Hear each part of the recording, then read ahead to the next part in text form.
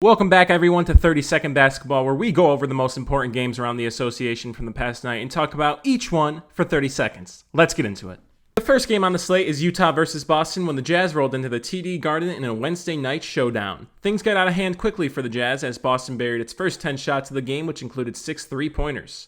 Boston quickly got the lead to double digits, and the Jazz never got closer than 18 in their eventual defeat, 125-97. Donovan Mitchell had 37 points in the Utah defeat, while both the Jays for Boston put up 26, and Marcus Smart had a career-high 13 assists, which is the most since Rajon Rondo. The Jazz, being the NBA's sixth best scoring offense coming into this game, only hit 8 threes and couldn't get a run going all night long versus Boston. The Celtics will now get good rest as they play the Timberwolves in the Garden this coming Sunday, and the Jazz will continue their 6-game road trip versus Charlotte on Friday.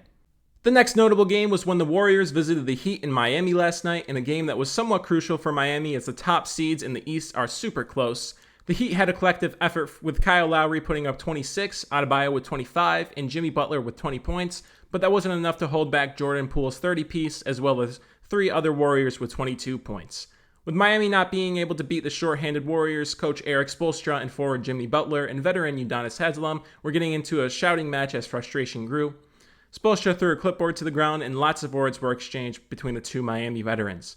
The frustrated Heat will now take on the Knicks as New York rolls into Miami on Friday, and the Warriors will visit the Hawks in Atlanta on Friday. The third game to talk about is the Nets visiting the Grizzlies in FedEx Forum last night. Irving was eligible to play this game and can now actually play all home and away games as the New York City mayor has lifted the mandate for athletes. However, the short-handed Grizzlies without Ja Morant would withstand 78 points collectively from Durant and Irving to beat the Nets 132-120. The Nets remain a game above the Hornets, who are in the 9th seed, and stay back still 2.5 games from the 7th-seeded Raptors. A duo of 23-point scorers in Desmond Bane and DeAnthony Melton helped put the Nets away late in the fourth. The Grizzlies are now 15-2 without Ja Morant and will host the Pacers on a back-to-back, and the Nets will now get a few days rest as they go into Miami on Saturday. The next big game of the night was the Suns' big man DeAndre Ayton putting up a career-high 35 to defeat the Timberwolves for a 6th straight win for the Suns. Devin Booker also had 28 points and 8 assists in the Suns' victory on Wednesday night. No one got to 20 points for the Timberwolves as Anthony Edwards had 19, and Karl Anthony Towns had a double-double with 15 points and 11 rebounds. The Suns remain a dominant force in the West even without Chris Paul, and the Wolves continue to try to get out of the play-in tournament as they are 1.5 games out of the 6th seed. Cat dunked over the Suns forward Jay Crowder, and tension rose as both stars for the Suns would eventually get teed up, as well as Towns.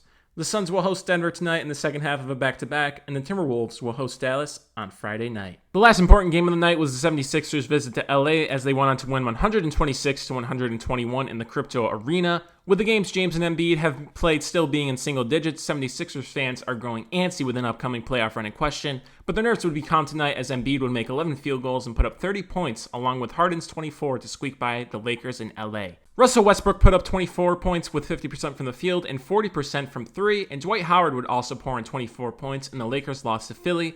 The Lakers remain trying to fight for the 9th seed as the Pelicans are now only a half game behind them, and the 76ers are at the top of a tightly contested East as they are now tied in 2nd seed with the Bucks and the Celtics and only sit 1.5 games out of the 1st seed. The Lakers will now visit the Pelicans in a crucial game on Sunday, and the 76ers will visit the Clippers on Friday in a game that would be a very nice win for the Sixers.